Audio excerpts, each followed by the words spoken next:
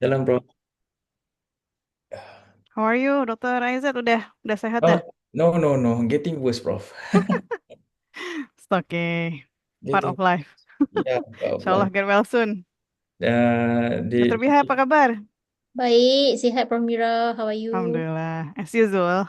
One day at a time. Okay, yeah. One day at a time, one thing at a time. Exactly. Okay. Alhamdulillah. all right. I believe it's already We'll right now. we'll wait until 9:30 ya mulainya. Yeah, one more minute. Okay.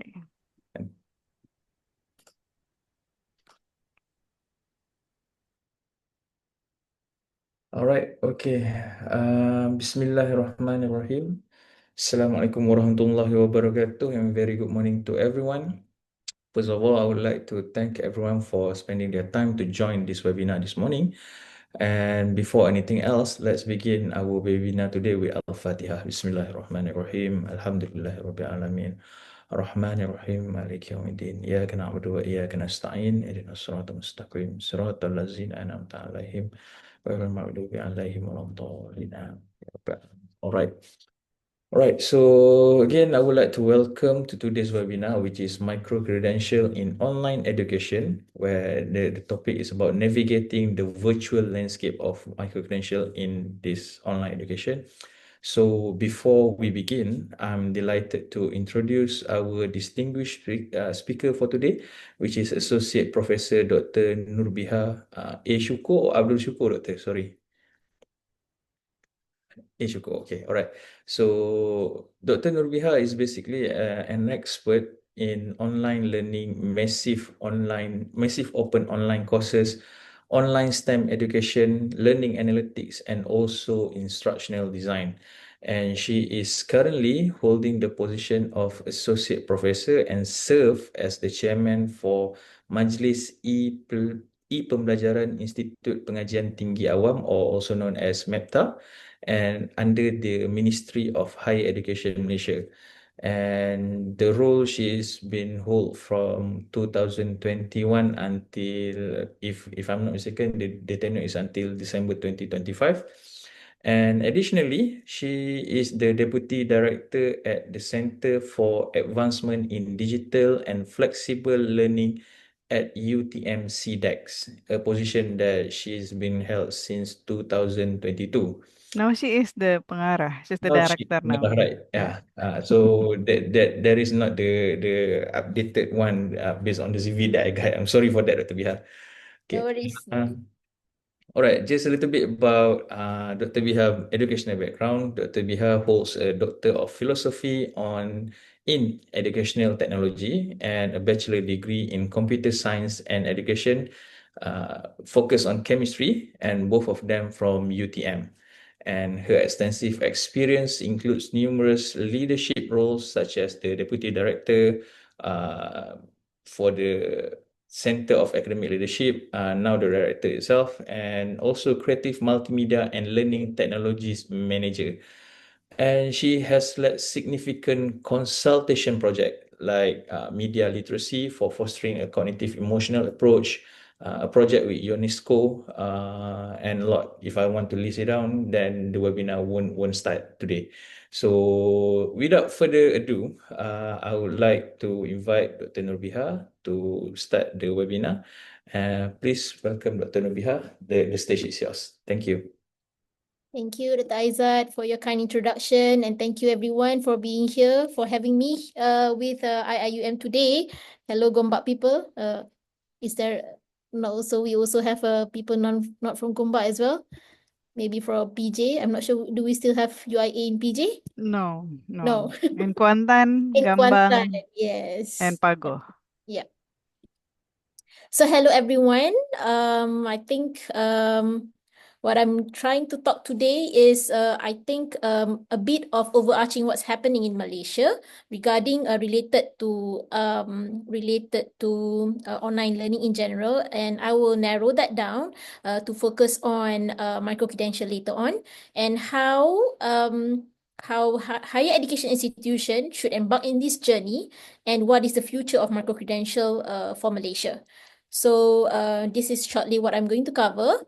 that is about Malaysia online education landscape in higher education and the need for micro-credential in Malaysia higher education ecosystem. Why do we need that in our current landscape? And what is micro-credential?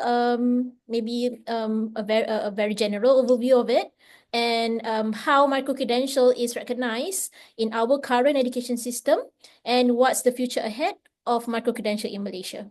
So I hope I meet your expectation in understanding what micro-credential is. So let's start. I'm going to start with how online education has been emerging in Malaysia higher education ecosystem. So all of our online education initiative is based on this first document, which is Dasar E-Pembelajaran Negara. This is our higher education policy on e-learning. So it details out where we want to go for our online education. It details out how we can implement that in our ecosystem. So this is back in, this first document is back in 2014. And next, we try to give directions, we try to give guidelines to higher education institution on how they can have online education in place for their respective institution. So we have the e-learning guidelines for Malaysian higher education institution. So whenever a higher education institution wants to start having online education for their specific ecosystem, they can use this guideline. So it details out how your infrastructure can be set up, how to set up the infrastructure, and then what kind of training should be given, what kind of SLT is equivalent to online education and face-to-face learning. So this document is also a very important document following from the first document on e-learning policy. And then in 2015, if I'm not mistaken, we start to develop online courses that is shareable. So we call that as massive open online courses. And universities in Malaysia, specifically public universities in Malaysia, we have 20. So all these 20 public universities start to try to share their resources, sharing resources in the sense that they want to share their expertise, their lecturers, their content. So this happen when Malaysia is trying to establish the national massive open online courses platform. So to make sure all of these massive open online courses, these online courses, is meeting certain standard of quality. So they come up with Amalan Quality MOOC Malaysia, this document. So this document details out what should we have when we want to have an online course. For example, do we need the specification of course synopsis? If we want to have a video, what kind of video should we have? If we want to have the learning materials, what kind of learning materials should we have? How do we assess students in an online course? So all of that is being detailed out in this Amalan Quality MOOC Malaysia. It is still being used until today. All of these documents that I mentioned is still being used until today. And when you want to develop a micro-credential for using the online mode, you can also refer to this document. It's a very useful document. It has a checklist that you can check whether have you met all of these requirements for quality verification. No, not for quality standardization. And apart from having MOOC in Malaysia higher education ecosystem, we also try to integrate online education within the current conventional academic program system. So our academic program can be currently we can classify our academic program, our accredited academic program, into two categories. Number one is the category of conventional. Number two is the category of open and distance learning. So you can have any of this academic program mode in your education system. So when we try to support before an academic program can transition fully into an ODL program, we can also start educating ourselves in teaching through blended learning mode. So this means that part of your teaching and learning is being conducted online and part of it is being conducted face to face. So this combination of both, how we can do that is explained in this document. It details out how you can blend these two modes together for your course.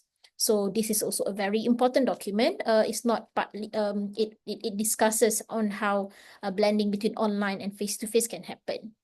And next, other than when we are trying to recognize what's happening online, and when we try to open up our gate for flexibility, we also, when we encourage our students to learn from other people, not only from ourselves, and from other courses offered in other universities, such as UIA students learning from a course in USM, in UTM, how can we recognize their learning? So MQA came up with this document called as Guidelines on Credit Transfer for Massive Open Online Courses.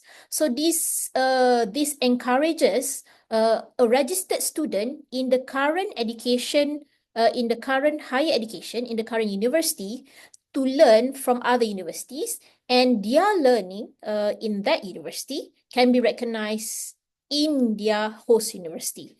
So this is what this guideline is about, to explain how can you allow credit transfer for a student who is currently learning in other online courses offered by other institutions. Not only institution in Malaysia, that can also happen for institution outside of Malaysia. So this is the guideline that higher education can refer to. It also it also explains the limits, the percentages that the students can use in applying for credit transfer, and how credit transfer can happen. So this is also a very important document and it is still used until today. And this is quite the recent ones. When we try to open up more flexibility in our academic program, we have the Ministry of Higher Education have introduced an initiative in such a way that you can follow part of your semesters in online mode, or at home, and then part of your semesters in a face-to-face setting at their respective institution. So we call that as Program Academic Anjal. So there's a guideline for that. So higher education who would like to offer the academic program in such flexible way, they can use this guideline. I have this guideline here in this slide because it also, the flexibility doesn't mean that the students have to learn online. This also means that they can learn at home, although it is not in an online mode. I don't know, I'm not sure how that can happen, but this is what this guideline is about. Okay, it's not necessarily about having your online education, one semester online education at home, online education, but that can also happen in other modes of learning. So we call that as Garis Panduan Pelaksanaan Program Akademik Anjal. So this is when you do semakan curriculum, you can refer to this document if you want to make it more flexible for your student. And in 2023, if I'm not mistaken, so there is the emerging technologies course has triggered has triggered the higher education to invest more on online education hardware, such as buying these smart boards that allows online education to happen at the same time as face-to-face teaching is happening. So we call that as hybrid learning. And higher education institution is looking for how teaching students at both location at the same time can happen, because many higher education institution is investing on these smart boards with auto tracking cameras that allows a teacher in a physical mode to teach students in front of them, as well as teach students who are available currently online. So the Ministry of Higher Education came up with the Garis Panduan Pelaksanaan Kursus Pembelajaran Hybrid. So if you want to teach in a hybrid hybrid learning course, this guideline gives you an information how you can deliver your hybrid learning, your teaching and learning in a hybrid mode, where you have a student currently face-to-face as well as at the same time in online mode. And in 2023 as well, I think, because this was released together with this Garis Panduan Teknologi Kecerdasan Buatan Generatif for teaching and learning in higher education. So this document talks about how can we teach with AI. It's a quite a general document that can be further translated by respective higher education when they want to make policies related to using generative AI for teaching and learning. We saw the need for the emerging use of generative AI in teaching and learning. So there is a need to not draw a line, but to give some references for higher education on how they can translate the use of generative AI in teaching and learning at their respective institutions. So this is what this document is about. Okay, I think 5 other documents. Okay, so the next would be something related to micro-credential. That would be guidelines to good practices, micro-credentials. This was released in 2020, if I'm not mistaken. So this was released in 2020 by MQA. So this one is to detail out how micro-credentials can be developed and how it can be, what are the properties of a good micro-credential, which we are going to look at later on in detail. And next, there is guidelines to good practices for quality verification of standalone micro-credential. This was released last year. This is quite a new one. This document details out how can we verify the quality of a micro-credential, especially being made by industry. So we have many industries developing online courses nowadays, and they produce a certification out of it. For example, we have Google, we have also course platform provider that produce their own certifications, such as Coursera. They have their own certification as well. So these guidelines give some idea to higher education institution on how do we verify the various micro-credentials being offered by these industries. And it also details out on the characteristic of standalone micro-credentials if you want to verify if you want to develop a standalone micro-credential, it gives you some idea on how you can develop one. So in Malaysia, actually, there are two, I would say, based on MQA definition, there are 2 types of micro-credential in Malaysia. Number 1 is standalone micro-credential. Number 2 is unbundled micro-credential. Standalone micro-credential means that you develop an online, you develop a micro-credential course that is not part of existing accredited academic program. So this classification is based on how MQA differentiate this course. Okay, so one is standalone micro-credential, which is a micro-credential that is developed not from existing accredited academic program. So, for example, you want to have an online, you want to have a micro-credential on teaching using Canva for teaching and learning. So you want to have a micro-credential for that course, and then it only covers maybe 4 hours of SLT. So that we call that as a standalone micro-credential. But if you want to unbundle, you want to develop a micro-credential course that is from unbundled academic program. For example, you have an academic program called Sarjana Muda Sains Matematik, for example. So this Sarjana Muda Sains Matematik, you have, like, for example, let's say 10 courses. So these 10 courses, each of these courses, you want to develop a micro-credential from every courses, from each course. So we call that as unbundling academic program. So we call that unbundled micro-credential. So that micro-credential course is developed from existing academic program that has accreditation by MQA. So by MQA definition, they differentiate the types of micro-credentials into these two types. So this document talks about how do we verify the quality of standalone micro-credential. So this one mainly talks about, the first document mainly talks about what is the properties of a good micro-credential from unbundled academic program. So it's two different things, talking about two different types of micro-credential.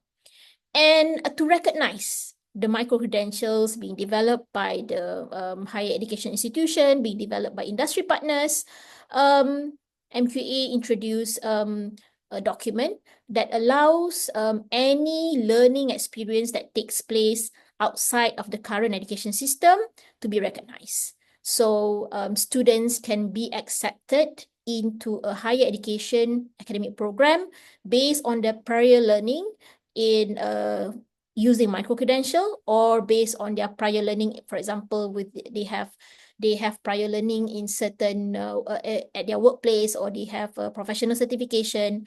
So they introduce this document to recognize students' prior learning before they enroll in an academic program in public universities in Malaysia. So this is what this document is about.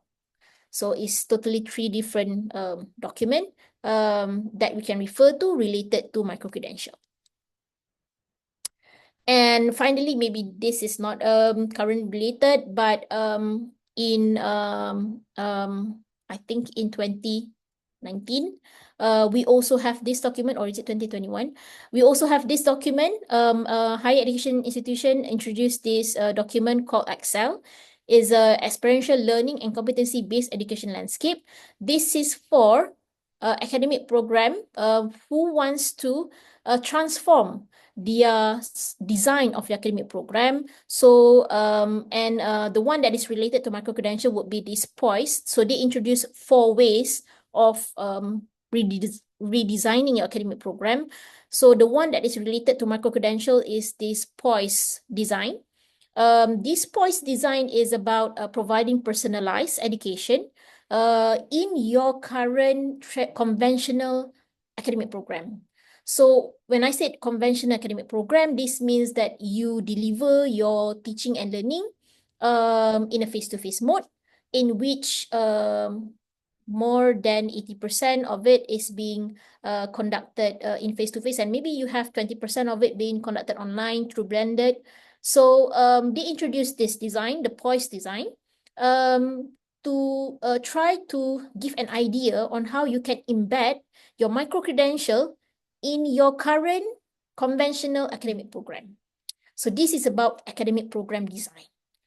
Just now we talked about the design of the courses, the design of micro-credential in courses, but this is how you can embed your micro-credential in academic program.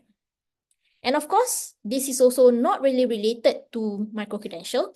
It talks about open and distance learning, but what I'm trying to say later on is that you can also integrate micro-credential in your open and distance learning academic program. So if you have your micro-credential in an online mode, it will be easier to be done because you have all the SIM ready for open and distance learning. So that is why I have these documents here. And finally, all of these initiatives, it is supporting our Malaysia Higher Education Blueprint 2015-2025 in shift number 9, globalized online learning, and shift number 3, nation of lifelong learners.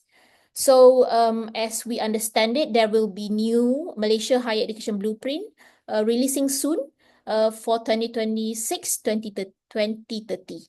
And based on this blueprint, there is an action plan document that explains how this shift can be translated and mobilized at higher education institution. So this is not directly related to micro-credential, but it shows how micro-credential is supporting the Malaysia Higher Education Blueprint.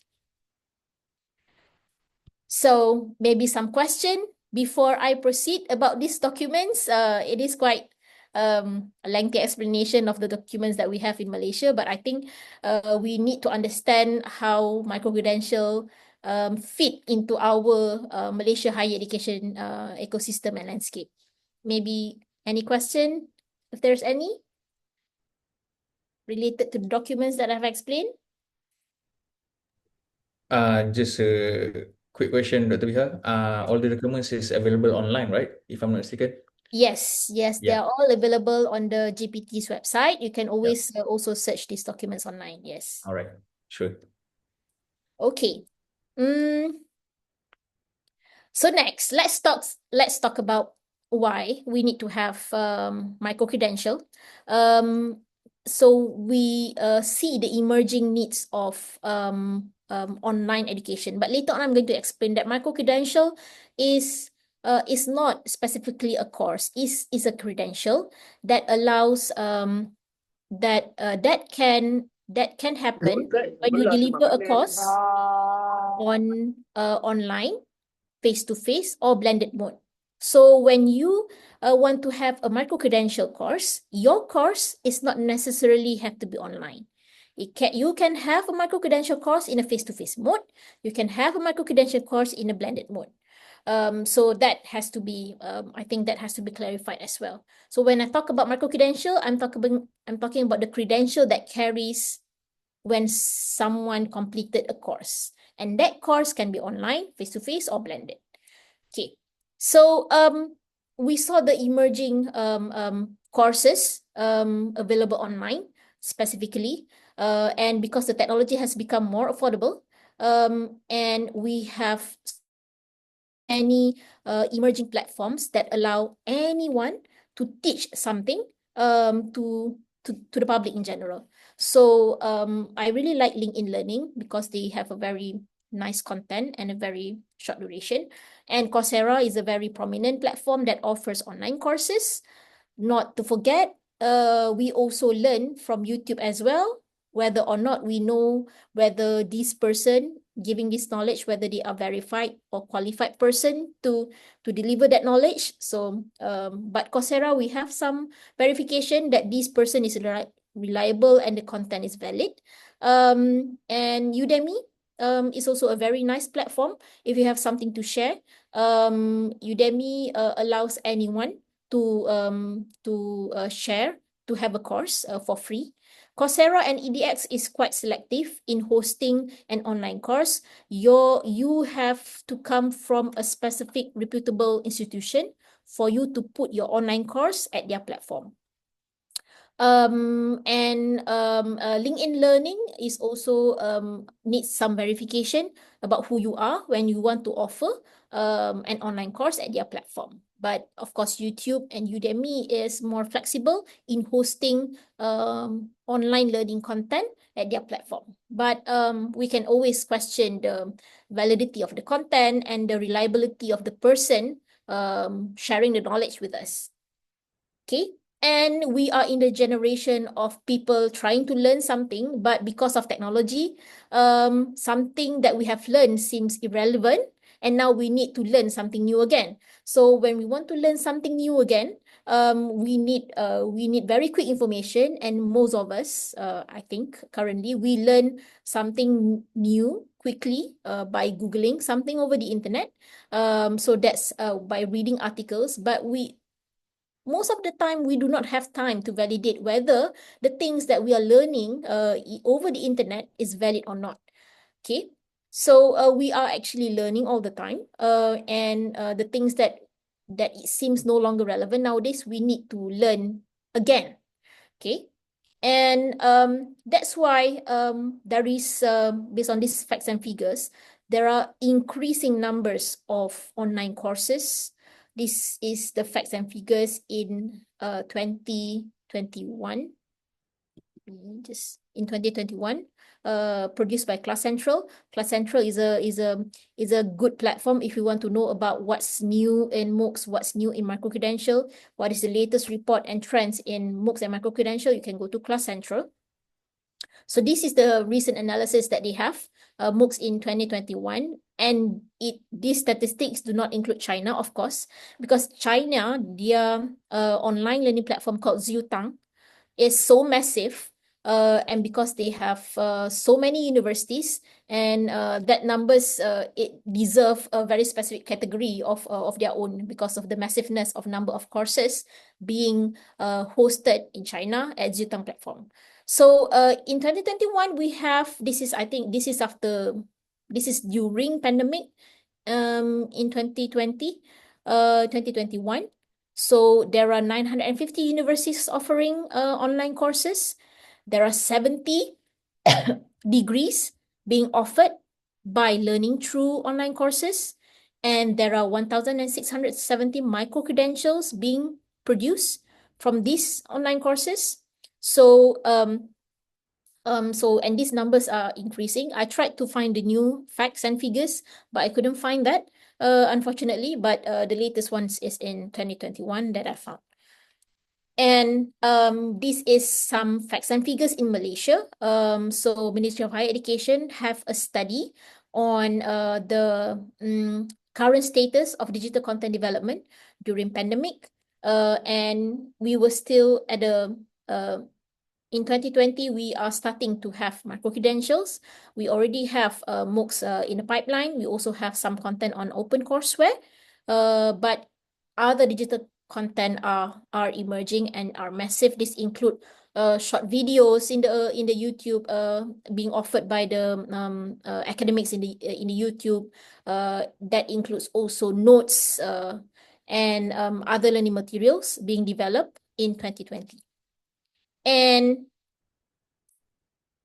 not to forget, we also have blended learning courses being offered at Malaysia public universities.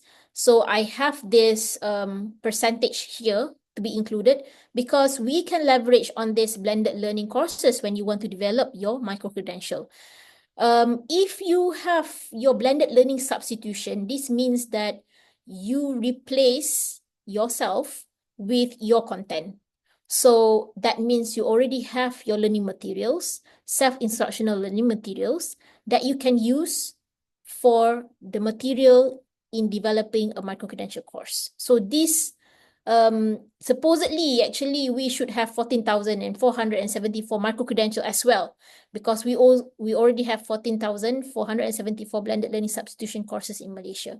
So this should be a number that translates into micro-credential as well. But unfortunately, not many of this blended learning substitution contains learning materials that can be used as learning materials in micro-credential courses.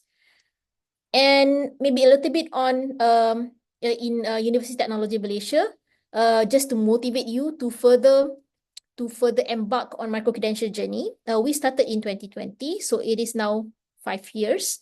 We started with 4 micro-credential courses. And this is our current facts and figures. We have some income generation. If I can click this one. Okay. Maybe just to motivate you to further embark in the micro-credential journey. Okay. Share. Okay. So we have, I think, the income until now for 2025 only. We have in January, in February, where is the January? In March, we have 11,000, generated 11,000. In February, we have generated 15,000. I don't have the numbers in January. It's not. Oh yeah, January is here somehow. In January, we have 6,000. We have generated 6,050 ringgit. So this is all from the when we sell our micro-credential courses in the first 3 months of the year in 2025. So I would say the big chunk of the money is being given back to the lecturer, and the lecturer can always use the micro-credential content that we have developed for them in their consultation, in their teaching and learning. They can use and reuse that in so many ways, in which we do not limit them. So if they want to go ahead with a consultation with industry partners, they can always use that, and we do not claim anything from them. It's just that part and portion of this income generation, we give some to the university as well, and the big part of it is given back to the academics developing the micro-credential. And this is how we promote our courses. So we have the Facebook promotion through Facebook, Instagram, Twitter, and TikTok. And we have this paid promotion. So if you see here, we have boost promotion Facebook, and every month we selected specific courses to be boosted on our social media, and we see some result as a result of these boosting activities. So we have increased enrollment in our micro-credential courses. And so if you see the enrollment, we have, like, for example, in April, the recent ones, we have 28, and from 2 courses, we have 28. So these are examples from our actual data of micro-credential income generation, just to boost your motivation, just for you to not lose hope in developing micro-credential. I hope it helps. We also earn some from offering of our MOOCs. Later on, you might ask what is MOOCs, but in 2025, we have not earn anything from MOOC, partly because our MOOC is slightly expensive compared to micro-credential. So usually when we have income generation from MOOC, that is usually based on our courses that we partner with industry. But we do generate income from MOOCs as well.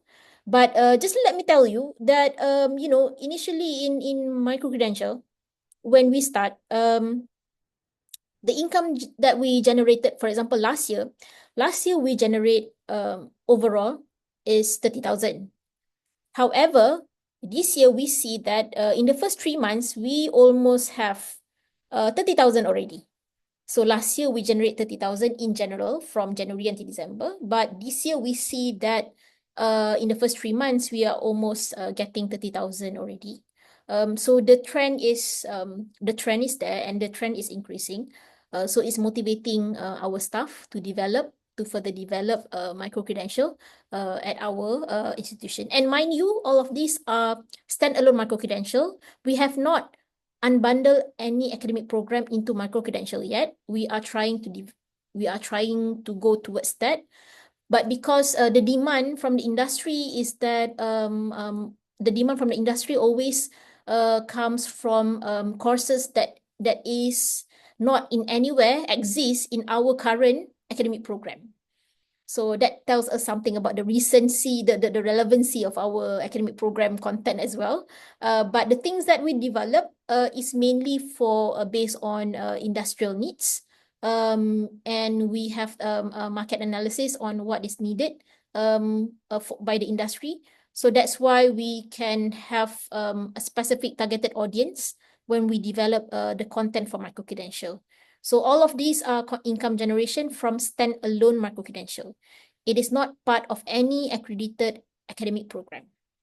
So just to share with you some of the facts and figures. I share this again. Okay.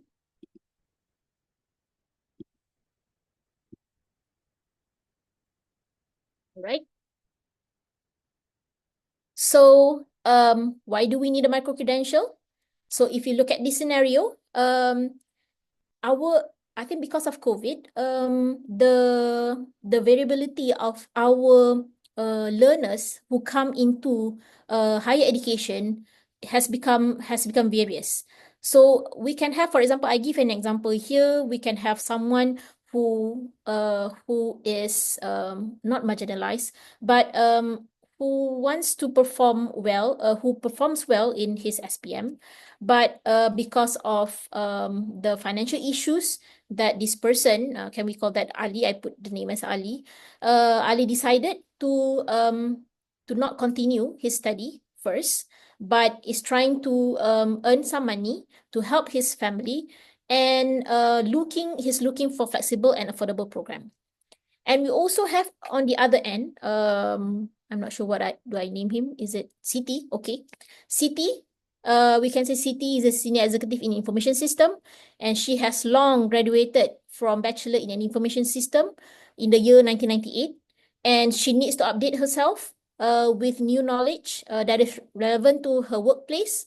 But there is no way that she is going to enroll in a semester-based system in the university nowadays, because she also needs to be there at her workplace, and at the same time she needs to keep up with the changing knowledge in her area of information system. So these two people has very two different motives of learning.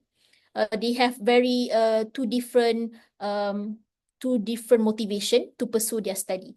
And how can we fit into how can we support these two different people motivation to learn? And obviously our current system cannot if we stay the same, our current education system cannot support these two type of people, because our current education system is block based and is very dependent on time. And we already have a dedicated learning pathway for these people. Because, for example, if you enroll in my diploma program, so it is a 1.5 year diploma program. So this semester you have to follow these courses. This semester you have to follow another courses. And for some people, it just doesn't work for them to have a very specific timeline, to have a very specific block-based education being designed for them, in which they for Ali, for example, it may work, but he also needs to keep up with his current work demand for work. And for Siti, it is quite impossible as well, because she is looking for very specific things that she wants to learn. She doesn't want to follow the whole academic system. She just want to learn very specific to content for her upskilling purposes. So that is not relevant for her as well. And it is costly. So every time these two people wants to enroll in our current higher education system, they have to pay for the specific block-based education semester by semester. And they don't really need that. They don't really need the whole lot of that at the same time, or they don't really need that the whole semester block at all. So from the time-based education, what we need to give to them is the flexible learning time. They can choose to learn anywhere they want to learn. And the dedicated learning pathway that we have, we should turn that into personalized learning pathway. For Siti, for example, Siti can choose to learn anything that she wants to learn, and she can abandon any other thing that is not relevant to her learning pathway. For Ali, for example, maybe Ali wants to earn a degree. So how can we design a learning time for Ali to follow in his own flexible learning time? And we need to provide a pay-per-use learning system, so that Ali and Siti do not have to pay for the whole learning ecosystem that we are offering. So we can offer to them, they can only pay for exactly what they want to learn at that specific time and moment. So this is how we need to change. And to change this is, if I would say from a UTM point of view, when we try to change the ecosystem, it's not that easy. For example, from changing a block-based semester system, and if you unbundle your academic program into micro-credential, you have to change the mode of registration. How do we collect the credit that has been earned by these students? So you have to change the whole ecosystem at your university, from the registration system, from the payment system, from the way the curriculum is being reviewed. All of that has to change as well. And if you ask me, we can advise Ali and Siti to learn from YouTube, to learn from somewhere else. Why we as higher education institution needs to offer this micro credential to Ali and Siti? Because number one, we have the people, and our people are proven to be reliable people. They are the expert in the area. So we have the expertise in our higher education ecosystem to provide a valid knowledge and content and competencies to Ali and Siti. So why should we rely on expertise that we do not know of? We are the body that can recognize Ali and Siti's learning. So it adds value to Ali and Siti to gain knowledge from reliable person, having a valid content, and being recognized by a body of institution that have the power to recognize learning. So this is why we need to take into consideration to not only allow industry to offer certification to our public, but we also, as higher education institution, it is also our responsibility to educate the public using our own expertise to provide a valid content and recognize the learning that they have gone through with us via micro-credential courses. And if you see, as I said just now, if we do not take part in this micro-credentials development, we have many other industry partners offering. For example, in Coursera, they build specialization micro-credentials. They build packages for micro-credentials that they have designed. They have master track certificate. They have professional certificate. In EDX platform, they have X series, micro masters, professional certificate. They give all sorts of name to this certification. And in EDX, I think for their micromasters, this micromasters is offered by valid higher education institution such as Carnegie Mellon University. So they offer micromasters at EDX. At UDA City, they introduce nano degree. They call it as nano degree. And at Future Learn, they have programs. They have micro credentials being grouped together to form a program. They also offer graduate certificate. They offer graduate diploma. I'm not sure who is certifying or recognizing all this graduate diploma and graduate certificate. At Cadenzi platform, this is quite not really new platform, but it is not very popular among Malaysians. They have programs. They group micro credentials to go together and they form a program out of that. And if you see the average price, this is not cheap. For course specialization, for example, it is $245. And you need to complete that in 5 months. And EDX series, for example, let's look at MicroMasters. So the EDX MicroMasters, they charge us $962. And the average time to complete that is 9 months. And the minimum effort you need to spend is about 6 hours. This is actually enrolling in I would say being a full-time student as well to earn your MicroMasters. And they charge $962. You also have Coursera Master Track. I think this one, they collaborate with universities to have this certification being offered. And we have graduate certificate in Future Learn that costs you about $8,626. That takes only 7 months to complete. So you see these numbers and you see how they are charging for people to learn, and all of this happen entirely online. And some of this graduate certificate is being issued by prestigious universities. Some of them is offered by Harvard X. Some of them is offered by MIT as well. So this is a chance for us to put out our certificate to not being local to our context, but put it out there for other people to learn from our experts that we have in our higher education institution. So, what is micro-credential? So micro-credential is not about a course that is small. That is not it. I have to clarify that. It's about the credential that comes out of learning from a short learning experience. It's a proof of learning outcome. So when you have gone through a short learning experience, you earn a credential at the end of it. So that credential serves as a proof that you have gone through that short learning experience. And it is being verified by a specific institution or based on a specific standard.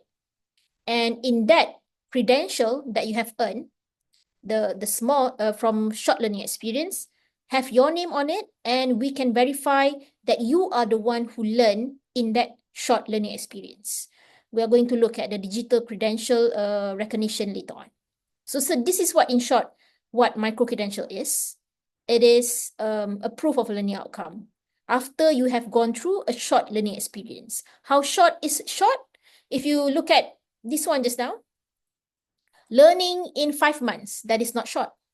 Learning in 9 months, that is not short as well. But that's it. That's how short is in terms of micro-credential. So you can have a micro masters within 9 months, but it is a short learning experience that you have gone through to earn you a micro-credential. So usually it is in the form of bite-sized learning. Inside the micro-credential, you have bite-sized learning. It is well planned and it is supposed to be a digestible unit. Although it takes 9 months to complete, for example, I assume that are a combination of micro-credentials that you stack them together for you to earn your micromaster.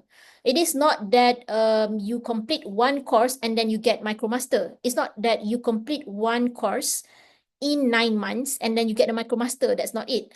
It's about you learn in short courses and then you collect all these credentials, and then after completing all the credentials, after collecting all the credentials that you need, then you can earn a micromaster.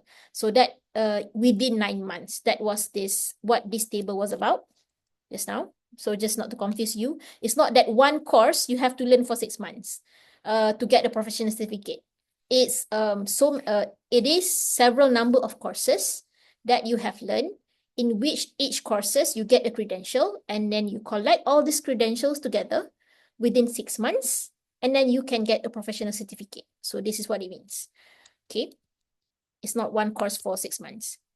And so the credential can be a digital credential and can be a non-digital credential as long as it is traceable. And that credential will inform you what are the knowledge, skills, competencies that you have gone through, that you have acquired in that short learning experience. And your credential can be part of academic program, or it is a standalone course. As I explained just now, this is based on MQA differentiation, MQA ways of differentiating the two types of micro-credential, which is a micro-credential can be from an existing academic program, or a micro-credential can be from a standalone course.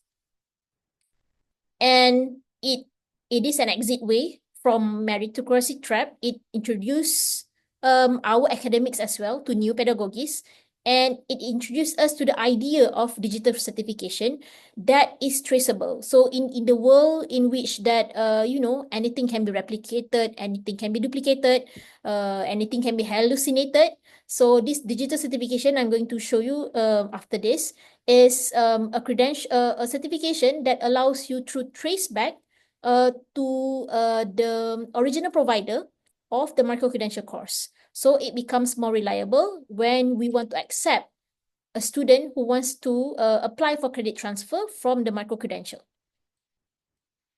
And as I said just now, this is an example from University of Buffalo. What they offer they offer the entire degree online, and you can follow based on the courses, the short courses that they have provided, and then you can earn a degree out of it. Okay, so what you do is that you complete one micro-credential, you complete another one, and then you can earn a degree. You stack them together and you earn a degree. I'm going to show you later on several other models that we can use when you want to stack the different micro-credentials together for the student. And this is some other examples available on Coursera. You can earn your MBA entirely online through micro-credential. It doesn't limit you. You don't have to follow the semester system. You can follow at your own pace. For example, for this week, you can go full swing in completing 3 courses, go ahead. And then as long as at the end of the day, you can combine all of these credentials together for you to earn a master's degree. So you can also earn a Master of Computer Science from Arizona State University, from Imperial College of London, from University of Illinois. There are so many things that you can earn entirely online, different degrees offered by very reputable universities. And they offer that in the form of micro-credentials. And in a Malaysian context, I would say, this is the overall experience. If someone wants to earn a degree through micro-credential, so number one, what they need to do is they choose a micro-credential course that they want to learn. And then they earn the digital badges or certificate, digital certificate, which is the credential. And then they can repeat this again and again until they think that it is sufficient for them to get them to enroll in a specific program in university in Malaysia. Or they can also choose to learn this when they are already enrolled in a university. That can happen as well. And then they apply for credit transfer to acknowledge the prior knowledge that they have acquired in micro-credential courses. And they can complete the rest of the credits because currently we have we have credit transfer limits in Malaysia. If you want to take into consideration your prior learning experience when into your current academic program. So they need the rest of the credits and then they can earn a degree. So this is already happening, at least in UTM, it is already happening, in which you can use your MOOC certificate, you can use your micro-credential certification, and then you combine that with the current credits that you have earned in UTM, and then you only need to complete, for example, 70% of your credits, and then the 30% credit, you can earn that entirely online from any institution offering any courses. Of course, it has to match with our existing courses with 80% similarity. And then we're going to go through the credit transfer processes for them to apply for credit transfer. And then they can earn a degree. This happened, I think, our first cohort was with a company in which they have their staff going through the Coursera data science certification. So in UTM, we have Masters of Business Analytics. So these, we have 11, I think, 11 of them apply for credit transfer from the Coursera courses that they have gone through. And then they complete the balance of the credits for their Masters of Business Analytics. And then they earn Masters in Business Analytics, graduated from UTM. So that would be our first, case study in which we have students using their micro-credentials to earn a degree. And this is just another example on how many other micro-credential courses can be combined together for credit transfer.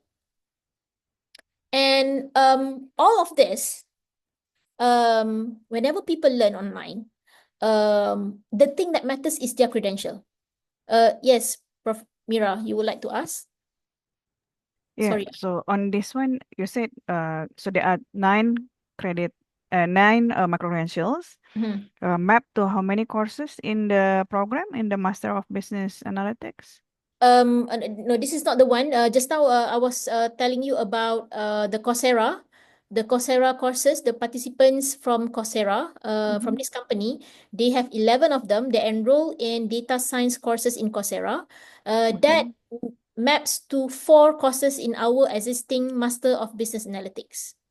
Mapped to 4 courses out of Yes. the 9 courses in Coursera mapped to 4 courses, and so they Yeah. have to fulfill the remaining courses. Is that you're saying? Yes, correct. Yes, correct. Yep. Okay. So if say the program is 1 year, so they just need to go for another semester, is that right? Yes, correct. Okay. Yep. Right. Okay. Thank you.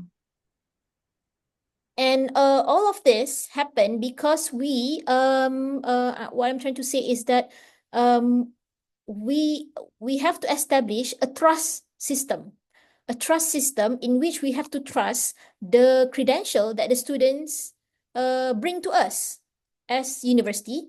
We need to recognize, we need to understand, and we need to identify whether the credential that the students bring is reliable and valid, and is it them who gone through the learning experience. So that is the importance of the recognition of their digital certificate, which is a very important aspect of micro-credential, because micro-credential is about validating the credential that they have earned from the short learning experience. So when they have learned in micro-credential courses, how is it different from learning from YouTube, for example? How is it different from learning from any other courses offered in the internet? So usually, this short learning experience doesn't come with credentials. So that is why establishing a mechanism and ecosystem to verify the credentials that they have earned is very important.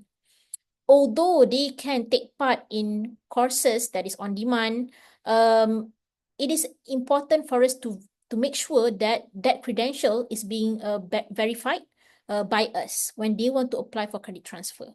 When we are developing micro-credential ourselves, we also need to establish this verification as well, so that our students are confident to enroll in our micro-credential courses. So I think that is being detailed out very, very, very, it was elaborated in lengthy in the MQA document of good practice of micro-credential. They need to, they have lay out certain properties of credential. It has to be shareable, trusted, and so on. We are going to look at that later. So again, is about the credential that we want to verify. That credential has to have a record of the learning outcome. In the guideline of MQA for micro-credential, good practice for micro-credential, they have at the back of it, they have this form.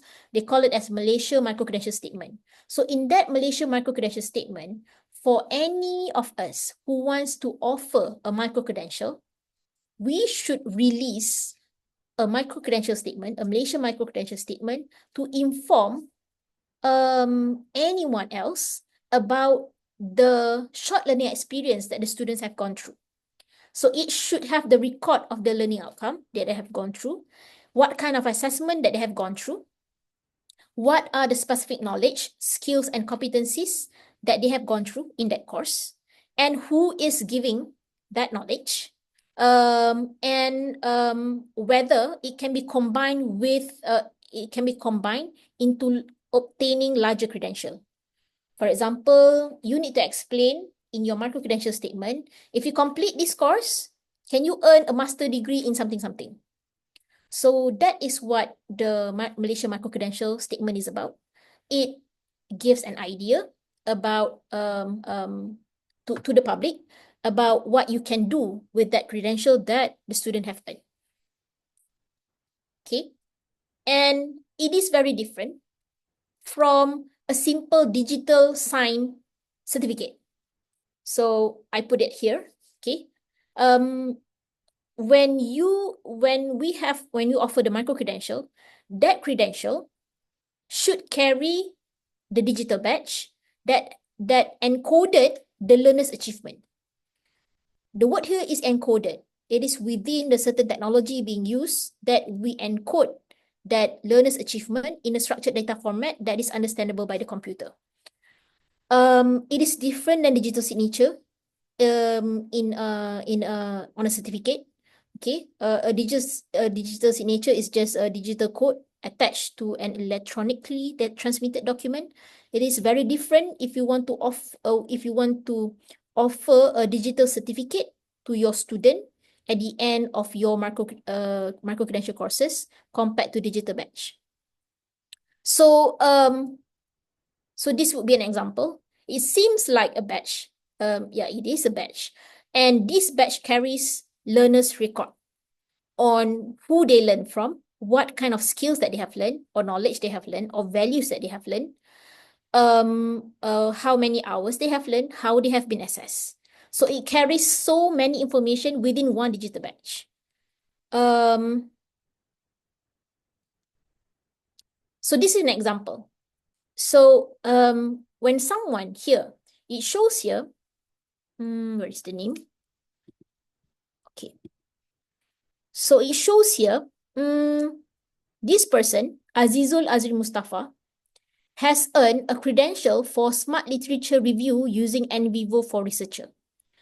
So this credential, okay, they can click on view the credential that details out the information about the things that he has learned and the assessment that he has gone through. And Azizul Azri Mustafa can share this credential in his LinkedIn profile.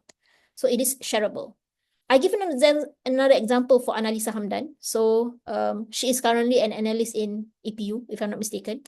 So she has gone through various micro-credentials, and she has gained several certifications from Coursera on cybersecurity. So this is being shareable on her LinkedIn page.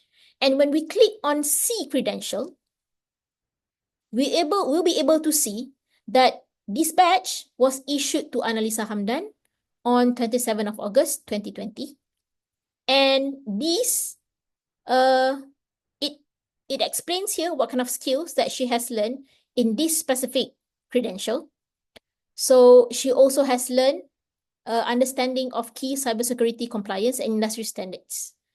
So, and when we further click on verify here, whether we want to see who is the issuer of this badge, we'll be able to see it is issued by Coursera platform, and it is issued by Anissa Hamdan on 27th of August. And it is also being accepted on 27th of August. So this is how the learner's information is being encoded in the digital badge. It's not as simple as digital signature of a certificate or as simple as digital badges on our e-learning, Moodle e-learning system as well. It comes with verification in which anyone can verify whether is it true that Anissa Hamdan has gone through this courses and what kind of skills being she has acquired in that course. So this is an example. Anyone can trace back the credential that Annalisa Hamdan has earned that she shared on her LinkedIn page. So I think it is very important for us to establish this for our students especially. So this is an example just now for the Smart Literature Review badge that we have issued to Azizul Azri just now. We can click on verify as well. Anyone can choose to choose to verify whether when and who is the issuer of this digital badge and what is the credential that comes with it. And it also has a specific serial number that very unique for that person only. So, yeah, it's more or less quite similar to Anissa Hamdan's just now. And I think if this is not yet established in many higher education institutions in Malaysia, but if we want to promote that you can collect your credential, it is logical then, if I have collected this, where can I store all of these collections of credentials that I have earned? So there's a concept called academic credit bank. So this is already established in India. They have a very nice academic credit bank system in Korea as well, and in Japan. In Thailand, they have started their academic credit bank ecosystem. So this allows anyone who have collected their credentials to keep this credential in a specific place called the academic credit bank. So whenever they feel like having a credit transfer to the prior learning experience that they have acquired, they can withdraw that credit and then deposit that credit into a specific higher education institution that they are interested in. For example, I have gone through over my 30 years of living, I have gone through so many certification, and now I have maybe like about 50 certificates. So I can take any of these certificates, and then if I feel like having a diploma in certain area, I can always choose from my profile which of the certification can fit into that diploma that I wanted to earn. So this is the idea. The whole idea of academic credit bank allows you to store your credential in a specific place, and then you can withdraw that credential whenever you feel like withdrawing your credits.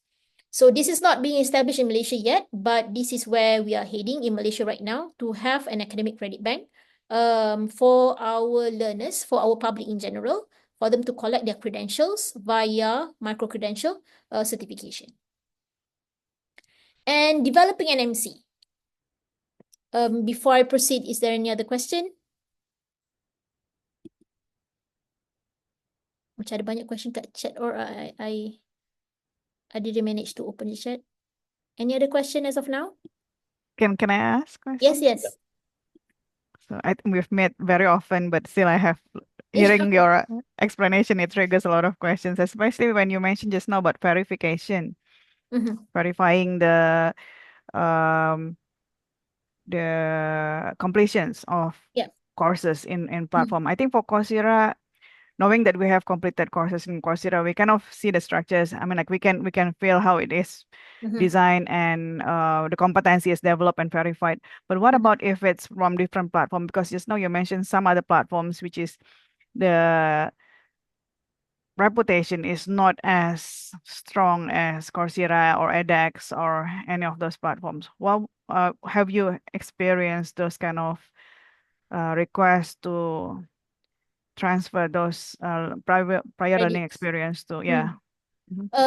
As of now, for example, based on the MOOC credit transfer guidelines, if we receive application from if the credentials that the students carry comes from a platform that is somehow not reputable, we have to always establish another assessment system for us to assess the knowledge that they have acquired. So this has been detailed out in the MOOC credit transfer guideline. So we need to establish, for example, maybe ask the students to have a portfolio being developed or have a paper and pencil test. The important thing is to verify the knowledge acquired by the student from the courses, from the learning experience that they have gone through. So we need to establish another assessment system to evaluate their knowledge. I think I have that in here, if I may. So yeah, so this is what we do when we want to verify the credentials that they have earned. Other than making sure that the credential is traceable, we also want to verify the knowledge that they have acquired. So we have a mechanism for that. So the students can come to the faculty and then they fill in the form for credit transfer, similar to other credit transfer system. And then we will the faculty will go through the faculty the course similarity check, and then we will have an assessment in which it is centralized at UTM CDEX. And then we will have to identify the evaluator, the expert, who can evaluate this student in that credential, in the credential area that she has earned. So if the course, usually the most micro-credential set that we receive is in the area of social sciences, some from dynamics of leadership. So we have to find experts in leadership to evaluate the student. So we test that student. This is an assessment to assess the knowledge that they have acquired. And then we have a grading for if the students pass. And that grade is not being translated in the transcript. It's just to signify that they have passed the assessment for credit transfer. So that is the purpose of that grading. And then if they pass, and then we will we will proceed with the credit transfer process. They will earn that credit. But if they did not pass, then we will decline the credit transfer process. So this is how it happens. I think there are two things, Prof. Mira. Number one is to verify the knowledge that the students have acquired. Number two is to verify the credential itself, the quality of the credential. I mean, the cert that they bring to us. So number one, we verify based on the certification from whom it is being offered, when it is being when did they receive this. For example, maybe some universities, they want to put a limit on, this, we only accept certification or credentials that is not that is 5 years old from now, for example, and longer than that, we couldn't accept that. So that the digital certificate, the digital badges, the information on the digital badges is very important for us to verify. And next would be the verification of knowledge being acquired. So this is being established such as this lah. We have another assessment system to assess whether you are granted the credit transfer or not. I hope I answer your question, Prof. Mira. Yeah. So some has to be done at the program owner level, some has to be done at central level. So it means that the monitoring from both programs level and at university level, you have to sync up, right? Because Yeah. otherwise, you might have the informations about certain platforms which the faculty doesn't have. So Yeah. okay, so that's one. Right. If I can just ask one more before we move Yeah. to there's another questions in the chat. Yeah. On the value add regarding the 11 individuals that Mm-hmm. joined your program just now, Mm-hmm. is there any value add on top of the short durations? Because they can exempt it from the courses, right? Yeah. So any other value add in terms of course the fee, for example, so means that they Yes. don't have to pay. So they don't Yeah, have they to don't pay have for to the pay course. for, yeah. But I they have see. to pay, they only have to pay for the credit transfer processing fee. I see. Okay, so that's credit We transfer charge them, processing fee. yes. Yeah, we Okay. charge them for credit transfer processing fee because we Mhm, have to do the cost mapping, we have to mhm. do the similarity check, so things like that. So that is very minimal, I would say, compared to paying the whole lot of semester fee, because they Mhm. only have to pay for one semester's study duration. Okay, so they don't have to pay for the course, just that they have been exempted, but they have to pay for credit transfer processing fee, Yes, and that yes. is paid towards the program owners of to the whoever actually assigned to do the. So in this case, is it your center that doing the credit transfer processing? No, The it's a program faculty. owner, Yeah. the program owner. Program owner. Okay, Yes, correct. Yeah. all right. Okay, Mm. okay. Thank you, Dr. Biha. Yeah, sure. Okay. So let's go to. So we have two questions from the chat box. I shall read it for you. Is that Okay, okay? sure. Right. So the first question from Hafiz Anwar asking about, does the micro-credential program owner need to obtain approval from the higher education institution for the credit transfer? Oh, okay. What happened to the current credit transfer process? Like the vertical credit transfer Mhm. process. Do they need to go through the higher ups for approval? If Oh, that is the process, I would suggest you do the same. If it is mhm. not, like in our case, in our university, that is not the case.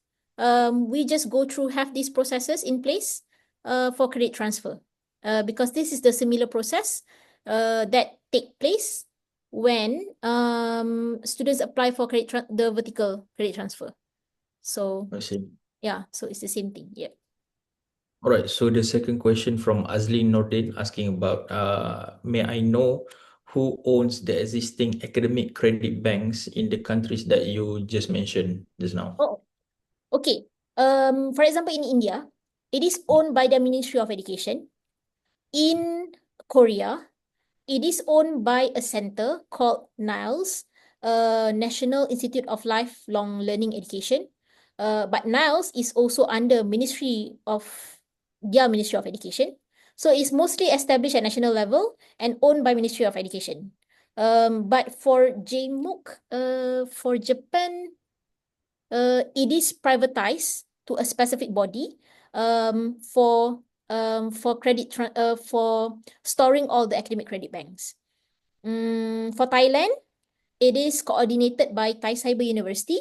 But Thai Cyber University is a university under Ministry of Education. They are just entrusted by Ministry of Education, by Thailand Ministry of Education, to carry out this activity of academic credit bank on behalf of the ministry for the whole country. So mostly I would say it is within the purview of Ministry of Education at respective country. Yeah. It is coordinated at national level. Yes. Okay, that's the question for now. All right. Thank you. Done.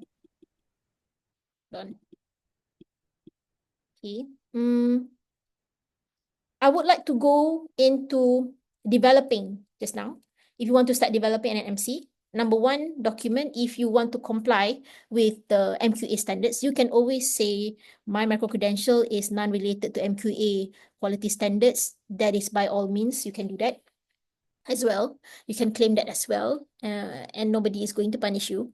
Don't worry. But I'm sharing with you the contents of guidelines to good practices for micro-credential. It provides us some idea about how a quality micro-credential can be developed. Maybe you can follow some part of it. You do not want to comply with certain part of it, that is fine as well. But later on, for credit transfer purposes, there should be additional work being done for credit transfer purposes and so on. If you follow if you follow the principles of good MCs, most probably you don't have any problem for students who are applying for credit transfer in their existing accredited academic program. So that is just the implication of it. But in this document, they details out that a good MC should be outcome-based. We always have the structure of outcome-based education in developing any courses. In fact, when we are developing academic program, it should be outcome-based. So that means that you determine the outcome first, and then you determine the assessment, and then you design the middle of it. So that is the outcome-based. And then a good MC should has the property of personalized. This means that when people learn in that specific micro-credential course, they earn something. They earn something in such a way that it is I would say it is valuable. For example, if you design a micro-credential that is too short, for example, in such a way that in that short micro-credential course, you only teach your learners on the definition of something. So it is too short that it becomes meaningless. Then it's not meaningless. It becomes not very value added to your learners. What can I do with this short learning experience that I gain that only teaches me on the definition and then the examples, only these two things. So make sure it makes sense when you personalize your micro-credential short learning experience for your students, for your learners, that it becomes meaningful for that learner who gone through your short learning experience in the form of micro-credential courses. And design a micro-credential that is on demand, that is industry-driven. Again, I think this has been translated in our various income generation just now. That was all being stand-alone micro-credential. It is not part of unbundled academic program, because apparently the industry is not interested in our existing accredited academic program content. So that shows, there is a need for us to frequently update the content of our accredited academic program to meet the industry demand. So most of our courses that we develop is based on what the industry needs. Many of that is being developed in partnership with in the industry, such as CIDB, such as we also have My Quran, I think. My Quran. We also have Jabatan Agama Islam Johor. So we develop based on the things that this industry needs. So they partner with us, and then we generate income out of it. So it's very important to have on-demand and industry-driven courses, and make sure it is secure and shareable. Secure and shareable. This principle reflects the digital certification that I was talking about. When you say your micro-credential courses, your micro-credential is secure and shareable, this means that when you give them your micro-credential has a mechanism for the learner to, at the end of the day, being able to share the credentials that they have earned. So this is what it means by shareable. And that information is secure in such a way that only people who wants to verify that credential have access to the micro-credential data. And finally, your micro-credentials should be transparent. This transparent means that someone who looks at that credential that your learner has earned from you teaching that course, they are able to know what are the knowledge being acquired, what are the skills acquired by that student, when did they acquire that skill, is there any validity of that credential, and what they have learned, the content, and then how they have been assessed. This is what it means by transparent. These two elements reflect very much on the digital certification that I have been discussing just now. If your micro-credential, your credential has this property, so there is a description of the credential, there is a statement on the skills and knowledge be acquired by this learner, and then they can click on verify to verify who is issuing this credential. That means it is secure and shareable and transparent. So this is what it means by this principle just now. So it is important for you to establish these two principles, when you are developing your micro-credential. I assume this responsibility lies at the university level to have a mechanism to make sure all the offered micro-credential has the properties of secure and shareable as well as transparent. All these three responsibility, I think the first three, this responsibility lies on the developer of micro-credential course. These two the responsibility lies on the course promoter or course, I would say the ones who this one has to be a standard mechanism at that specific university. You cannot have individual people to have these two mechanism being established. So that is what they mentioned in principle of good micro-credential. They mainly talk about the credential itself. And when you want to design to deliver your micro-credential, as I said, you can design your micro-credential by unbundling from existing accredited academic program. So you have Sarjana Muda, Science Mathematics, you have 10 courses. So each and every one of these 10 courses, so course number 1, you offer that as micro-credential. Course number 2, you offer that as another micro-credential, and so on. So that means you take your Sarjana Muda Science Mathematics, which has been accredited by NQA, and then you offer that independently as a short course, and then at the end of that short course, they earn a credential out of it. That is what it means by unbundling, designing your micro-credential from unbundling existing accredited academic program. If you do not want to unbundle the whole accredited academic program, you can also combine your unbundle existing academic program with other micro-credentials from other institution. So for example, the case of this Master of Business Analytics that I was telling you just now, let's say in that Masters of Business Analytics, there are 10 courses. So 5 courses UTM offers as micro-credential. Another 5 courses UTM say you have to take this on Coursera. So we combine Coursera's courses with the 5 courses being offered as micro-credential. So that can happen as well. And next would be you design your micro-credential based on standalone micro-credential. So you build your micro-credential which has no relationship with the existing accredited academic program. So these three designs, they have different implication on your audit process, on quality assurance process. So if you go for this first direction, you design your academic your micro-credential by unbundling from existing accredited academic program, they will audit the MQA will be auditing you.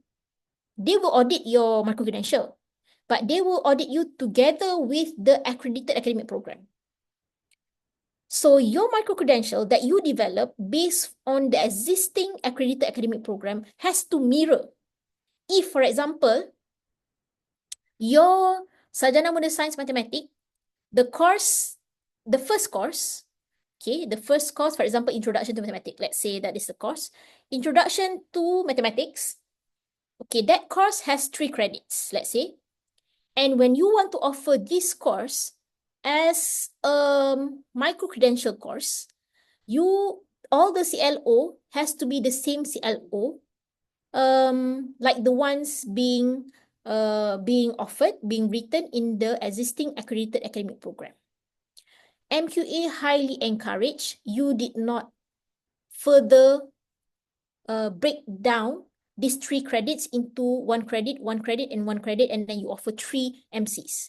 They do not encourage you to do that. You can do that, but they highly do not encourage you to do that. They would say that it's better that you offer that 3 credits all the way.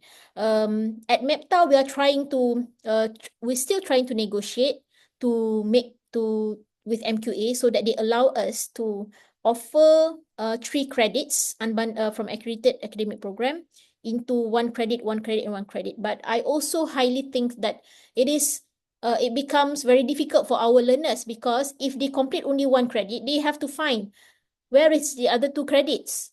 So that's why I think the reason why MQA suggested that if you have your 3 credit course, offer that 3 credit course in the form of micro-credential as well.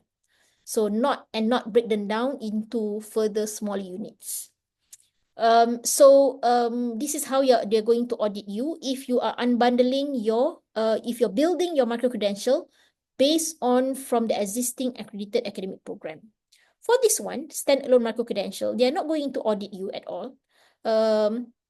It's just that there is a recent document called QVC that I showed you just now. This document details out if, for example, UTM receive a credential from one student, and that credential that student earned from, let's say, from India, from a company that we do not know. So what we can do is that we can take that credential and we can look at this document. If we want to verify the quality of that credential, we can do that. Because we call that a standalone micro-credential, because it is not from existing academic program, existing accredited academic program. So we can go through the quality verification using this guideline. I'm going to show you that guideline later on. So if you develop standalone micro-credential, MQA have no interest in auditing that, but they are interested in auditing your micro-credential that you have unbundled from existing academic program. Mode of offering, you can offer your micro-credential in fully face-to-face, in a blended mode, in fully online. Any of this mode is accepted. In fact, the private universities, mostly they choose the fully face-to-face micro-credential mode so that students, learners can come to the face-to-face session, and then so they declare all of their academic degree is unbundled into micro-credential. Because all of these courses are being offered face-to-face, and they issue a micro-credential at the end of every course that has ended in that semester. So every semester, they will issue 1 micro-credential for 1 course. So this is what they do. So they say that they fully unbundle existing academic program into micro-credential. So this is what they do. Okay. only I think many public universities tend to tend to build micro-credential courses in the online mode. But you can do that in a face-to-face mode as well. And how do we recognize that? Okay, so in this document, it details out if you, okay, let's see this one. Okay, so the first way of recognizing this micro-credential by stacking them is that, let's say I have here, IIUM has Sarjana Muda Science Mathematics. Let's say there are 10 courses, and these 10 courses is being offered by IIUM as well in the form of micro-credential. All 10 courses in this Sarjana Muda Science Mathematics. So what students can do is that, for example, Ali just now, who did not enroll in any, who is not registered in IIUM yet, but what Ali can do is that, okay, this first month, I complete this one. Next month, I complete another MC. Another month, I complete another MC, because that's the money that I have to pay, and then that's the only time that I have to complete each course.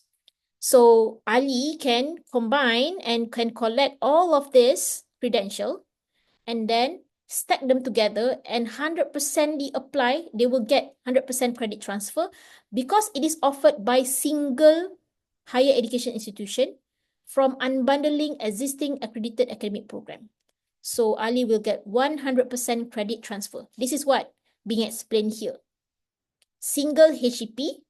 All courses taken via micro-credentials are components of fully provisional or fully accredited program. And then since all the MC are components of the accredited program, all course credits, including credit transfers, go toward the completion of the program. So you can get 100% credit transfer because same institution offering the same degree in the form of micro-credential. This is what it means. The second one, IIUM has Sarjana Muda Science Mathematics. UTM has Sarjana Muda Science Mathematics. IIUM offers only 3 courses in the form of micro-credential. UTM offers, apparently, another 3 courses as micro-credential. Ali can take combination of MC from IIUM and combine that with UTM, and then they can choose to earn a degree from IIUM or they can choose to earn a degree at UTM.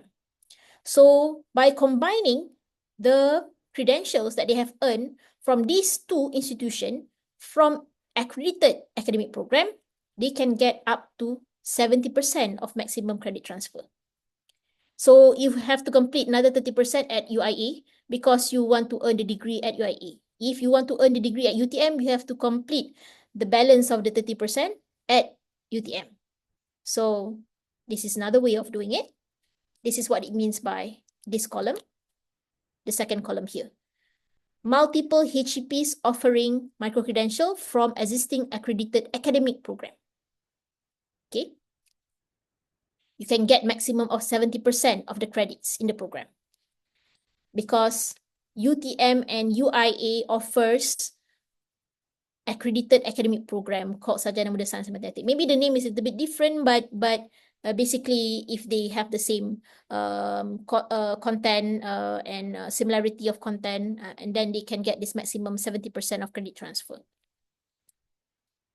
Now, the next column is that you stack your micro-credentials from various HEP and from various entity. So I combined here. UIA offers a specific micro-credential. UTM offers another micro-credentials.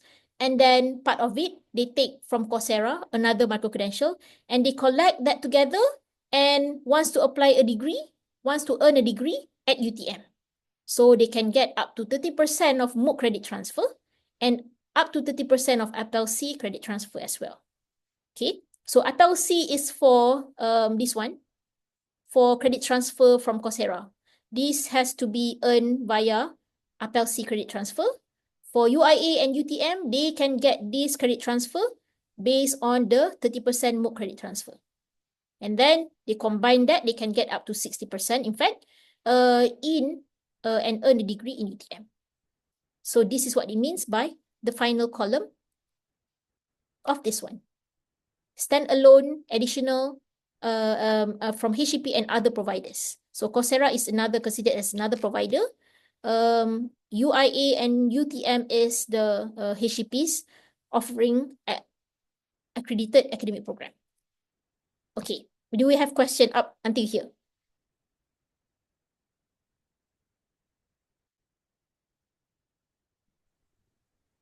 We have one, Doctor. Yes.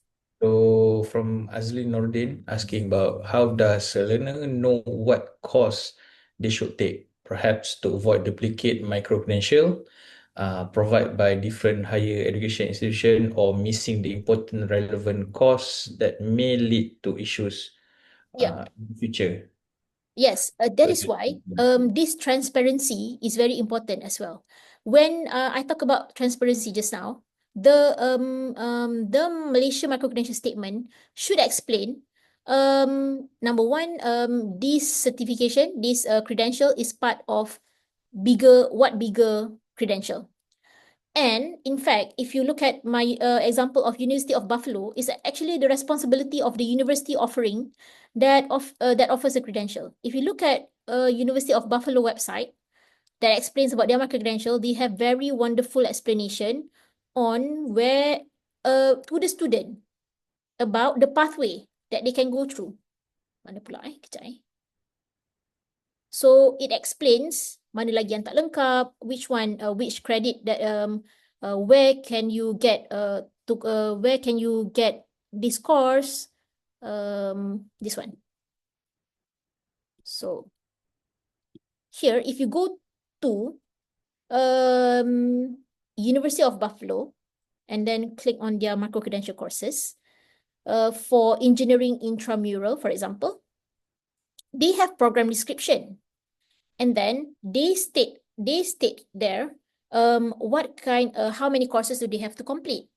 And then they also stated that if you did not take this course in University of Buffalo, where else can you get these courses? So it depends on the university on how they want to promote flexibility. I would not say that this responsibility lies at national level. I don't think national level is responsible in mapping all of these courses together and making sure that no course is missing and whatnot to complete a degree. I think it all comes back to the university strategy to strategize, to attract students on how they can go through flexible education at that specific university. If I may share, in UTM, we are building the UTM online platform that details out, that somehow replicates the model of University of Buffalo. We created pathway. For example, if you combine subject A and subject B, you will get what kind of degree. If you combine subject B, subject D, subject O, you can earn what kind of degree. So this is what we are trying to do in UTM. So to give learners idea on how different combination of courses or how different combination of micro-credentials can get you somewhere. We also included some other external courses that they can take to complement the existing micro-credential that we have in UTM. Because in UTM, up until now, we only have 97 micro-credential courses, and we only have 20 MOOCs that also issue micro-credentials. So in total, we have 100 plus credentials that we offer to the public.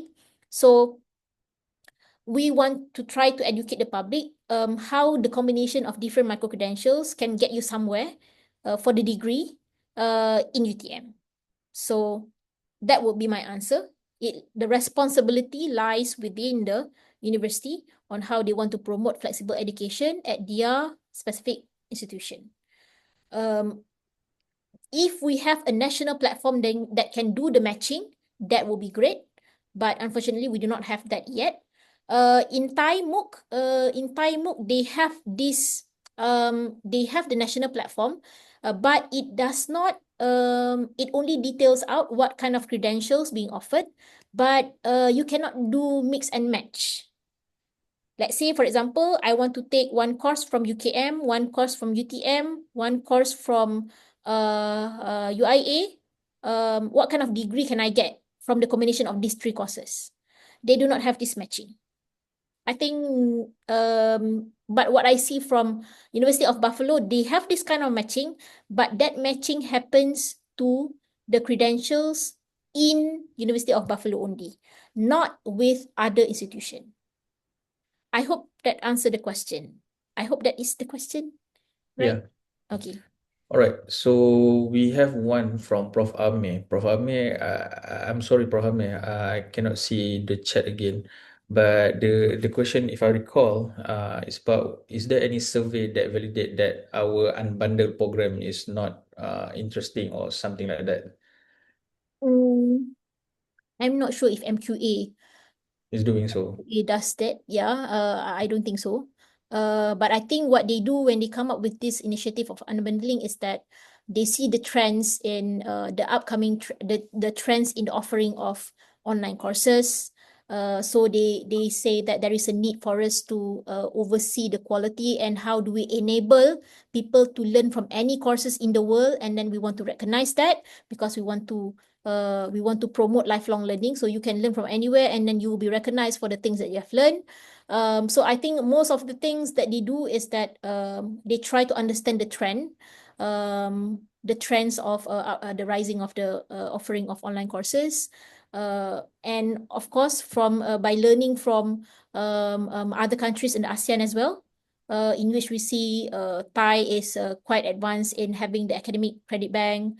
Um, Korea is also doing that. China, of course, they have a big ecosystem of promoting learning through online and through gaining the credentials. In fact, the Western countries also do that. For example, the University of Buffalo from US just now. We also see Harvard is offering their credentials online, entirely online. You can earn your master's degree entirely online. So the way they see these trends in this is because they come up with this initiative in Malaysia as well to encourage and to recognize the things that we learn in our current education system by also monitoring the quality of it. Yeah, I don't think so. There is a study on that. Thank you, Dr. Biha. One more question from the chat box. What is your opinion on who should develop the MC course?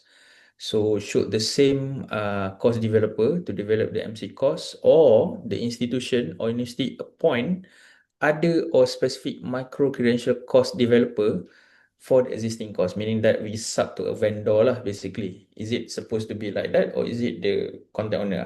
What will be the best options? Mm, okay, in terms of feasibility, I think both ways can happen. Okay. Number one, if you say that but it also comes with for example, other factors that have to come into picture. For example, the cost that the budget that you have, the budget that you have, and to what extent you want to outsource this resources of yours to other vendors.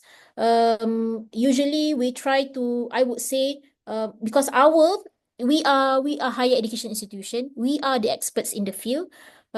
In my personal opinion, I truly believe that the expert should should be the one who is developing the micro credential, because that is what happening also outside of Malaysia.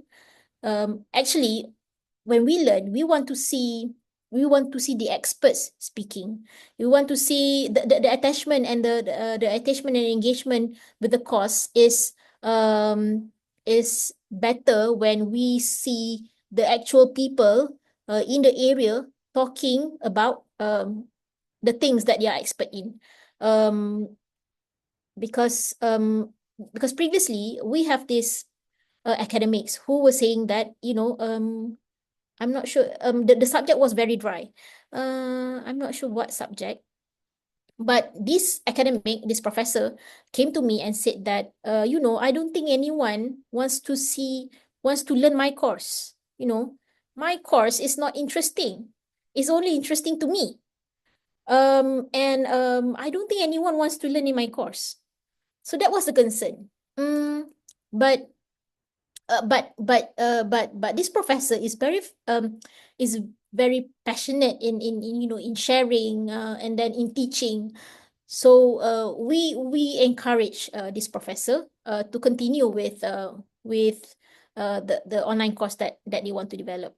So, but we attach this professor also with the junior academics to help boost the confidence of this professor of delivering the content. So, most of the time, he monitors the content flow and then how it should be delivered, what comes first, and then the junior academics is assisting the professor in doing the in designing the simulation, what kind of simulation should we have in on screen and things like that. Apparently, there are people interested in anything that we know. So don't ever feel that nobody is interested in what we know. There is always someone who wanted to know about the things that we know. So the professor is now retired. So but he's very happy with the outcome of it. Although he thinks that what his expertise is very niche and very specific to very specific people who wants to know these things. But there are takers of the course, and it was a good turnout for the course as well. So my opinion would be, let the professors do their work of building this. You can attach junior academics as well to assist the seniors to develop the online course. And I believe that our role as educators should also change. We should no longer focusing on face-to-face teaching. We should also focus on developing online courses to teach online as well. So our roles has now, shifting from face-to-face teaching to also include developing online courses as well. That should be part of our responsibility as educator as well. That will be my opinion. But we do have courses that we outsource to other people, but that is of our because our partners requested to do that, but the content comes from our experts, but it was being all the animations and video shooting is being developed by external parties, but the expert still comes from us as the university, but because they want the university to the valid content and the reliability of the person who is delivering the knowledge. They want that from the university. I would say that. All I right. see someone raising hands just now. Oh, someone raising hand? No? Sorry. No, there's none. Okay. Is there Okay. any other question, Dr. Aizat? From the chat box, no? I think we can Yeah, continue. there is one question. Oh, there is. Yeah, based on your experience in UTM, how much support the MC creators get from uni or relevant units in terms of MC development? I think okay, at UTM, we are very fortunate actually because we have the creative multimedia unit. We have 4 producers. We have 2 graphic designer. We have 1 photographer, and we have 2 instructional designer. That is quite a number to support the development of MCs. However, it doesn't limit us from developing one. But that's the reality at UTM. We have that many people. But with that many people, we also have the duration of developing a micro credential is also still time consuming because it depends on the availability of the lecturers and the support of the lecturers. When we return back the videos, when we return back the script, when we ask again what picture that you want to have on screen, is this animation correct, is this the correct flow? So that consumes a lot of academics time to review the things that we have done. So but we also have experience in developing for example, the first 4 micro credentials that developed during pandemic, that happened within 3 months. I'm not sure because the content is that short. But that 4 micro-credentials was about the 4 areas in MUET: speaking, listening, reading, and writing. So that was the first micro-credentials that we developed for UTM. It's about writing, reading, listening, speaking for MUET. So that was the first micro-credentials. But that was developed during pandemic in 3 months. But that was with full commitment from the academics themselves. So I think it depends. You can have many resources, but you don't leverage on these resources, and it also end up time consuming. But other than resources, UTM also supports the development of micro-credential. We recognize the development of micro-credential in their annual evaluation.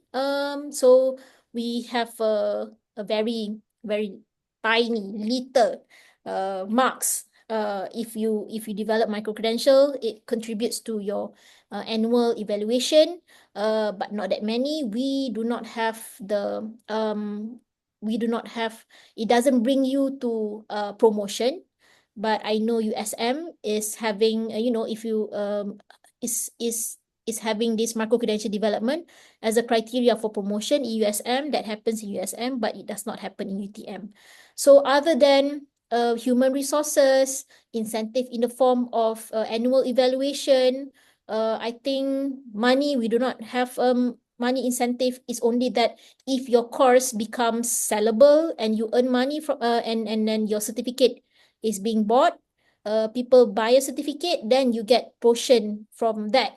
So money comes later if we manage to sell the micro-credential courses for you. So I think that 3 supports are the things that we have in UTM right now. Um, not many. I would say we have many people interested in developing micro-credential, but they have problems going through the cycle of completing the development of micro-credential. Yep. That will be the case in UTM. Right. Thank you, Dr. Bihar. Okay, there's no more question right now. We can proceed, I believe. Okay, we have 5 more minutes. Yeah, we have 5 more Okay. minutes. All right. So this was the micro-credential credit transfer process just now. I think I have explained this. Yep. And then, okay. Oops. That's step by step. Okay. Right. So this happens at faculty. So what is inside an MC? I think I have to somehow talk about this. So in an MC, you have the learning materials and an assessment, and your MC should have a course synopsis, how many hours to complete, what kind of is it knowledge, skills, values, or competency that the students can earn at the end of completing your course. What is your learning outcome? That has to be a learning objective that has to be specified as well.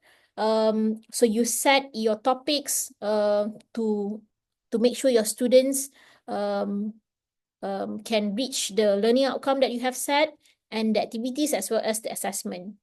So this is usually the instructional design template that we give to our instructors so that they can write their course synopsis, their learning outcome, and then how they table the learning outcome here, number 1, to tally that with the topics, assessment, and activities that they want to have, and what kind of content do they want to have to achieve the specific learning outcome. So I think this is similar, the OBE process.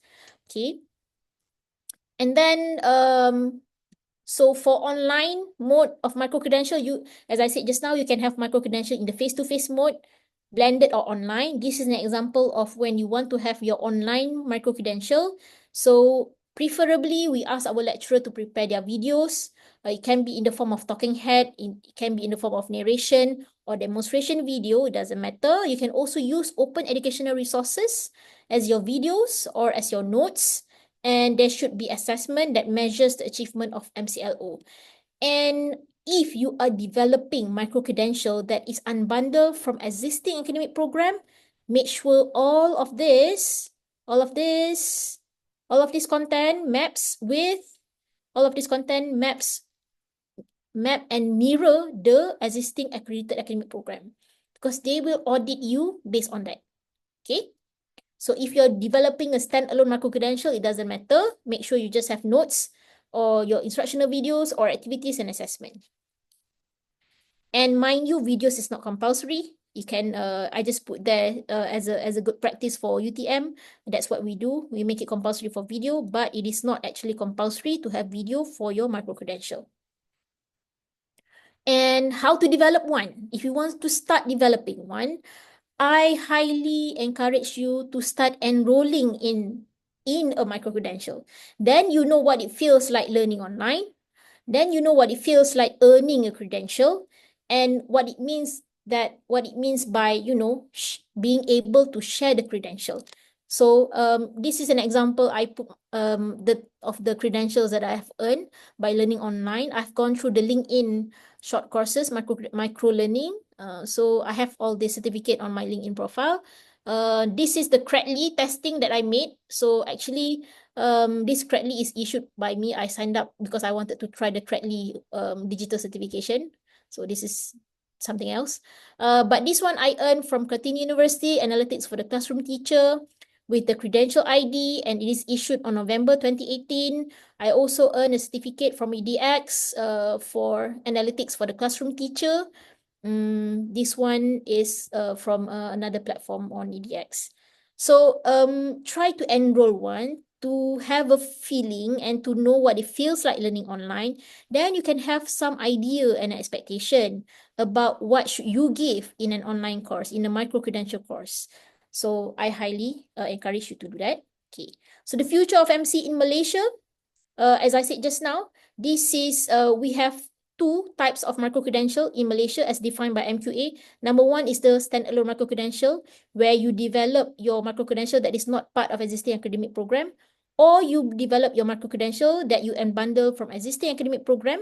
So the quality verification for standalone micro-credential, that can happen using Quality Verification Center. MQA is developing this guideline, has issued this guideline. So this guideline is to verify standalone micro-credential if a micro-credential provider such as UIA has, for example, 10 micro-credential, and then UIA says that I want to make sure this 10 standalone micro-credential being verified by MQA. So you can send that to Quality Verification Center and get it verified. But that is a compulsory process. No, that is not a compulsory process. That is a volunteer process. You can choose to go and verify your standalone MC, or you can choose to not verify your standalone MC. It doesn't matter. But you feel like verifying your standalone MC, you can go to the Quality Verification Center appointed by MQA to verify your standalone MC. For MC that is unbundled from existing academic program, it will be evaluated together with MQA audit. So because the MQA will be auditing your academic program, then they will also audit your unbundled MC. That comes with it. And that is the next one would be, if you see that, you know, we are starting to share our resources among HEI. If you see just now, if the ideal plan, if UIA has Sarjana Muda Science and Mathematics offering 3 micro-credential, and UTM has Sarjana Muda Science and Mathematics offering another 3 micro-credential, it will be great if we can just, you know, a student can learn from both UIA and both from UTM and get a degree out of it. So I would say is the best way of sharing resources among HEI, but that is unfortunately not really happening right now. We are trying to find ways on how we can map the content, how we can establishing this requires some time, but it will be great if we can have that. So that you don't have to develop all of the micro-credentials for your courses. You can depend on other universities as well, so that the students can learn from other universities and maybe graduate from your university. And for HEI, I think the emergence of, yes, Dr. Izzat?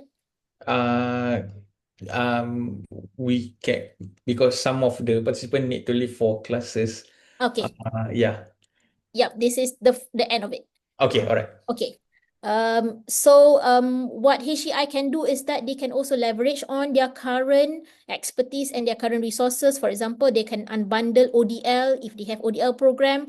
They can build MC from their ODL program.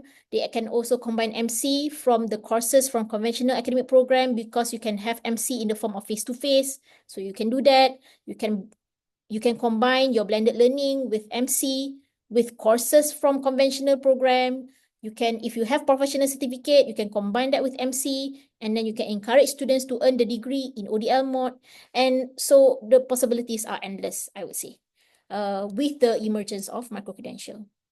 And my final key takeaways would be the future is now, and we should promote learning equality by providing a flexible learning ecosystem. So if we manage to establish this flexible learning ecosystem, it would be great for people such as Ali and Siti, who are personalized learners, and they need to learn at their own specific time, pace, and place.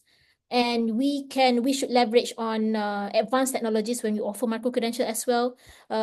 Try to not only limit our micro-credential offering to only lecture videos. Try to integrate that with virtual reality, the emergence of augmented reality, and other interactive displays to support your micro-credential courses if you have that online. So do not rely only on videos, instructional videos, to have an engaging micro-credential courses. I think that's all from me. Thank you very much for listening. All right. Thank you so much, Dr. Biha, for the session today. Now I would like to quickly invite Prof. Mira to give a closing remark, because she requests to give the closing remark. Yeah. So, Prof. Mira, the floor is yours. Just want to highlight what Yeah. Dr. Biha highlighted just now, re-highlight what Dr. Biha highlighted just now, and just to give a context of why we have these kind of sessions for everyone is, of course, we want to make sure that everyone realize the landscape of educations have changed a lot. And we really hope this give some kind of overview on where we should head actually for program owners, for faculties, because the learning that we have assume it is happening today is no longer as what we traditionally perceive. So Dr. Biha have given a lot of informations, and I believe this would, for me, I really inspired by what UTM has done, and I really hope that IUM can learn from it, especially CPD can learn from it, because there's a lot of things that we need to catch up, and on the same time we need to level up the playing field. I think that's really, really, we really appreciate for the directions that you have covered in the session just now, and I'm very sure not only us inspired. I'm very sure not only those in CPD but also those who actually contemplating on producing MC and whatnot. So thank you again, Dr. Biha, and I know we're going to meet a lot more often, at least until June, I think, Thank you, Prof. because Mira. in IUM, many of us will be our tenure will finish in June. So I'm not sure what's happened next, but Oh, I whoever see. comes next, I really hope continue the dream, because there are still a lot of things that we can do collectively in IUM and also collectively in the nations, right? Because MEPTA has done a lot as well to support IPTA. So thank you so much, and all the best to everyone. Jazakumullah khair. Assalamualaikum. Waalaikumsalam warahmatullah. Thank you, Prof. So for the last session, I believe that we can turn on the camera, and micro-credential Sister Nadira will take the pictures. So Sister Nadira, Sister Nat, can you do the counting? Thank you. One, one, two, three. Right. Okay, one more. One, two, three. One more. Okay. One, two, three. One, two, three. All right. Right. Okay. So thank you very much, everyone. Thank you, So Prof. Mira. Thank you, everyone. Thank you, Dr. Aizat. thank you, Dr. Biha. So to end the session today, we would like to end with Thank you, Doctor. Subhanallah wa bihamdihi.